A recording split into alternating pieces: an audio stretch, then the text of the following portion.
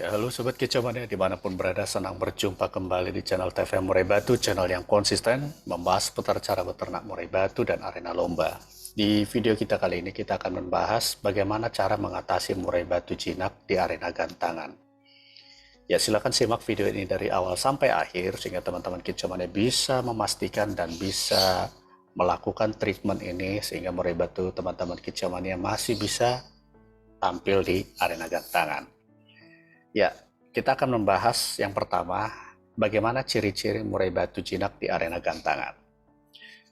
Ciri-ciri murai batu jinak di arena gantangan ini cenderung menggetarkan sayap dan turun ke dasar lantai ketika sedang digantangkan, apalagi digantangkan oleh sang perawatnya. Seolah-olah perilaku ini ingin berinteraksi dengan perawat atau bahkan ingin meminta makan pada sang perawat atau bahkan kepada orang yang berada di sekitar murai batu ini.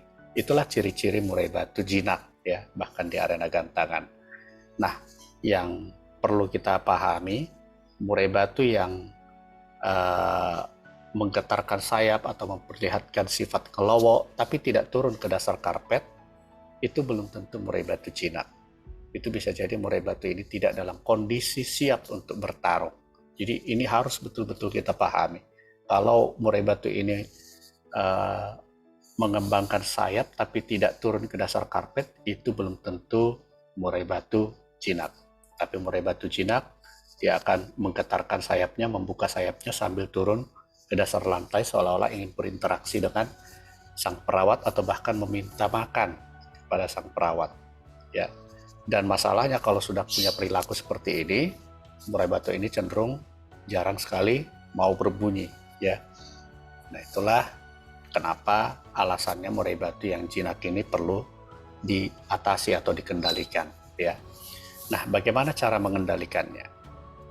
Ya, murai batu jinak dengan kondisi seperti itu tidak lain dan tidak bukan, salah satu cara terbaik itu adalah mengurangi interaksi sang perawat dengan murai batu ini, khususnya 1 minggu sebelum digantangkan. Ya, tujuannya seperti apa? Ya supaya kejinakan murai batu ini ketika digantangkan ini sedikit berkurang, sehingga tidak terlalu banyak kompromi atau tidak terlalu banyak toleransi terhadap kehadiran orang maupun kehadiran murai batu lain. Ya, karena memang ketika murai batu ini sudah terlalu mengkompromikan kehadiran murai batu lain atau bahkan kehadiran orang, ini cenderung murai batu ini tidak akan berbunyi atau bahkan perilaku sering turun ke dasar karpet. Tapi kalau sudah katakanlah seminggu tidak melihat murai batu lain, tidak berinteraksi dengan sang perawat, berarti murai batu ini sudah mulai terbentuk perilaku ingin coba menandai daerah teritorialnya, sehingga sifat fighter ini bisa terjaga ya. Jadi setelah seminggu dilakukan atau mengurangi interaksi dengan cara murai batu ini full kerodong ya. Kalau dari sisi penjemuran itu bisa menambah sisi fighter murai batu ini ya. Jadi lakukanlah dari sisi penjemurannya tetap seperti yang teman-teman kicauannya lakukan, katakanlah bisa dilakukan 30 sampai 60 menit atau 1 jam ya. Setiap harinya bisa dilakukan seperti itu. Setelah itu bisa dikerodong lagi ya. Nah, inilah yang bisa membatasi murai batu ini agar tidak terlalu banyak toleransi atau berkompromi atau terlalu banyak berinteraksi dengan murai batu ini. Untuk dari sisi pakan tidak ada yang salah, tidak banyak mempengaruhi murai batu jinak. Atau kalau memang teman-teman kicauannya memiliki murai batu jinak ini dengan konsumsi pakan yang cukup tinggi, ya sebelum digantangkan silahkan murai batu ini dipenuhi dulu kebutuhan nutrisinya atau kebutuhan pakannya. Jangan sampai murai batu ini masih dalam kondisi lapar. Umumnya murai batu jinak dengan kondisi lapar ini akan selalu berupaya untuk meminta makan. Ya, jadi betul-betul penuhi sampai murai batu ini dalam kondisi kenyang, sehingga dia tidak lagi tersimpangkan dengan kondisi perut yang lapar ya. Untuk masalah jumlah ekstra pudingnya itu bebas sampai betul-betul murai batu ini tidak merasa lapar lagi sehingga siap hanya berfokus terhadap ingin bertarung ya.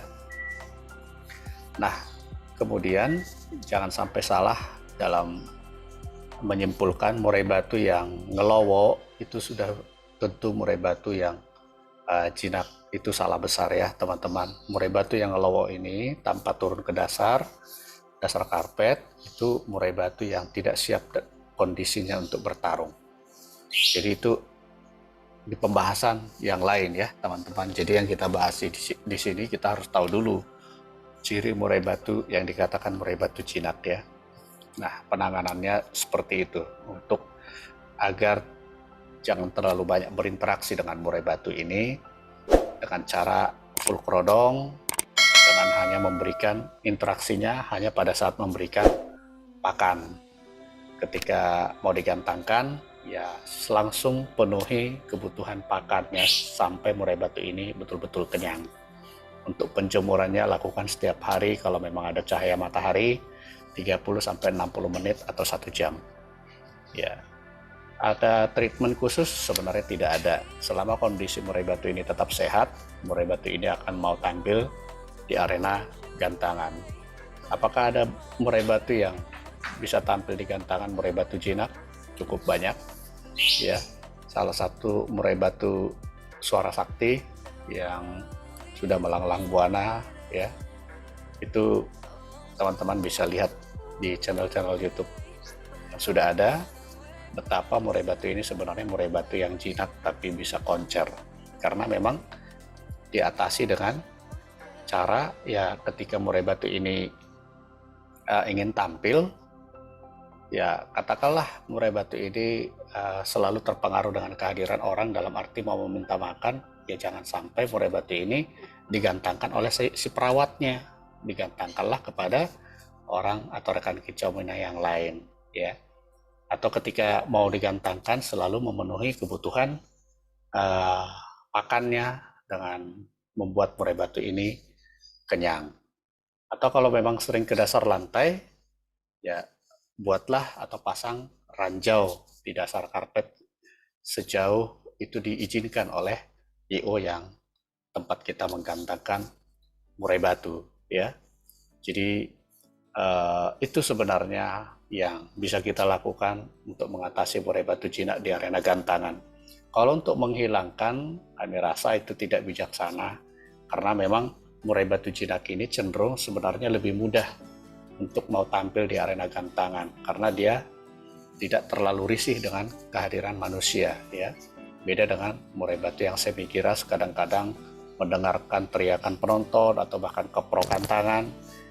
Ini kelebihan dari murai batu yang jinak, dia tidak akan banyak terpengaruh dengan kondisi itu. Bahkan ketika ada teriakan ataupun keprokan tangan, murai batu jinak ini cenderung lebih mau fighter ya.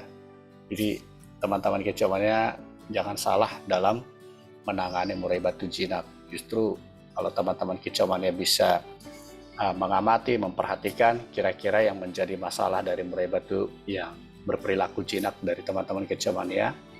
Jinak itu bermacam-macam. Apakah jinak itu memang hanya mau berinteraksi, meminta makan, atau jinak itu dia hanya sering turun ke dasar lantai. Jadi kita harus bisa mengamati itu. Ya, kalau memang masalahnya jinak turun ke dasar lantai, ya pasanglah ranjau di dasar lantainya yang diizinkan oleh IO. Kemudian buat murai batu ini kenyang ketika mau digantangkan sehingga tidak lagi teralihkan rasa laparnya dan dia akan terus mau tampil ya.